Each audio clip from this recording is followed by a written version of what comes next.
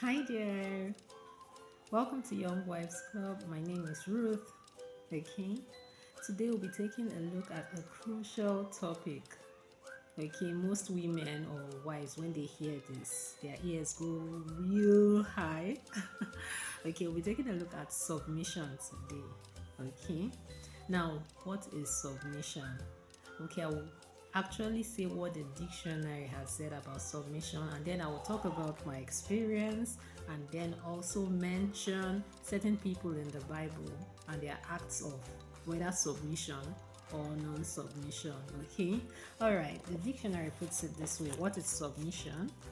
Submission is the act of accepting or yielding to a superior force or to the will or authority of another person. That's one. And the second one says the action of presenting a proposal, application for consideration, judgment, or approval. Okay. Now, both definitions here said the action.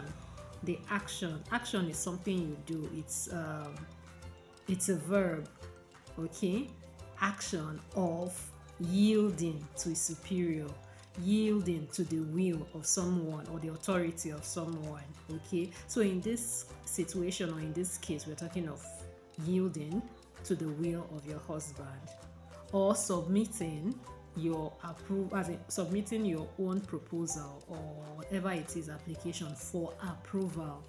Okay, then while in school, you'd say, okay, the class teacher can say, okay, submit your work. Maybe a class work was given to you, an assignment, so you were asked to submit it.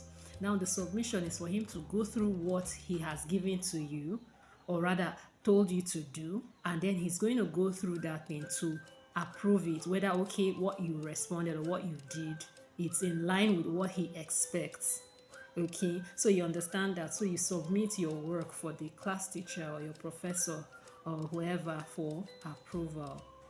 Now, most women feel, most of the times, even in class, when we are asked, okay, to submit, sometimes it's not like maybe you are ready or you want to, or you feel the time frame is enough, but because you were asked to, you have to give in.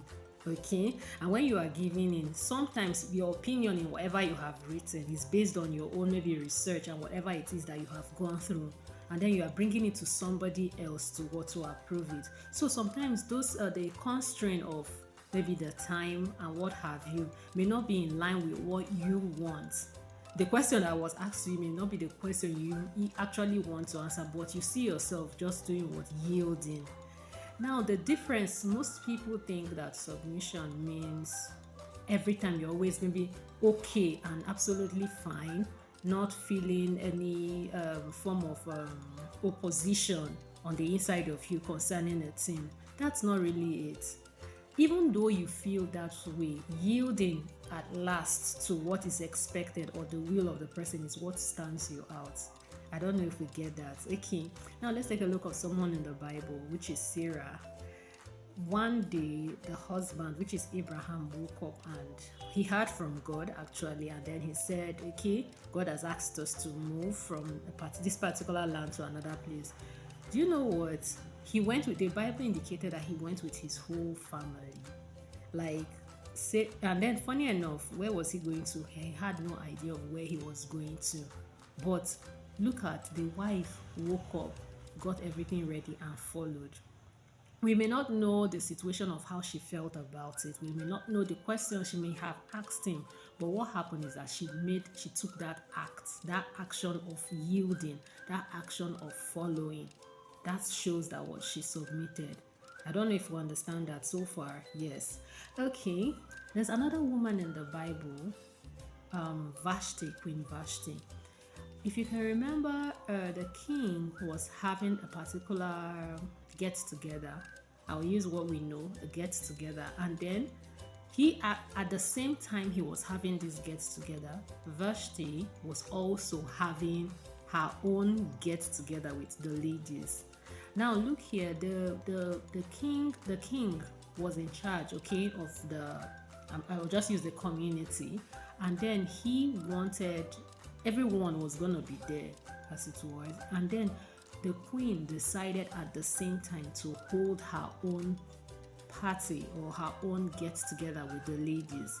Now, this is how already going contrary to what the king has decided to do. Now, along the line during the event, the king ordered that she come and then display herself before the people and all. Now, look here, the other women were there, and then she declined. Why did she decline? Because at the point in time where she was supposed to be supportive or yielding towards what he wanted, as per joining him to do what he had set aside to do, which was the get together, she decided at that point to have her own get together. Now, whenever you begin to go in contrary, as in go have your own personal visions, your own personal dreams, and you don't subject it to the approval of your own husband, what happens is that indirectly you are taking a lead of what is expected of you to do. I don't know if you get that so far. Yes. Now, because she had decided to pilot her own occasion, she did not want to, I'll use the word for her hand, as it. She didn't want to for her hand, so she refused, or she declined the request of the king to come before everybody to display her beauty. She declined. That was her going contrary. She wasn't submissive in that instance. Okay, and then in the end of the day, she lost the throne. So whenever you see yourself going contrary, you don't present maybe what you want to do, your projects. You don't try to present it to your husband for approval. You're not submitting. You don't know what his will is at that point in time. You don't know what he would prefer. So it's good that you actually lay it out, and then okay, he gives an approval, because when he does, I'm telling you, his spirit is backing you in what you are doing. And then also try to find out what he wants most of the time, and then yield to what he has presented, which is his will. I'm telling you, when you do this, God, who is all knowing and all wise, will continue to fight for you, even when it seems like it's contrary to what maybe you expect or what you think God would want. Sometimes we even hear from God as women better, or it's most like we hear from God, but it's like, okay, maybe the husband or your husband is not hearing like you are hearing. Okay, it tends to stand in the way of you, it tends to stand in the way of you. Okay, sometimes you try to project what it is you expect, and then it's not going in line with what he's seeing or hearing. I'm telling you, when you submit or you suggest or advise and wait for him, not insisting on your own way, you are submitting, and therein you get to see God back you, or back the family, or back the home, or speak to your husband in those situations. Okay, now let's drill down to a personal experience. Okay, all right, when I got married, my husband, okay, studied overseas, and when he came back, we got married, and then expectations on getting a job, on us finding we already had where we're living, and then we had there were prospects of, okay, we're gonna get apply for jobs since he's he was back in the country, and then we're going to take certain parts, personal parts, okay, in order to build our future, and he was led into ministry.